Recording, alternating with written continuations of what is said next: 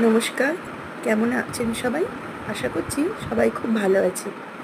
এই যে জায়গাটা আমি আপনাদের দেখাচ্ছি, ওইটা ছিল হরিণডাঙ্গায়, যেখানে কালী পুজো হয়। তো আজ আমি কালী পুজো মানে মা কালীর কাছে পুজো দিতে গেছিলাম।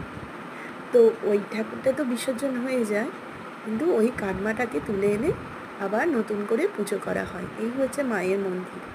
তো প্রচুর লোকের সমাগম, ভিড়, মানে মানে না দেখলে বিশ্বাস করতে পারবে না, এই মা খুবই জাগ্রত, ভীষণ জাগ্রত।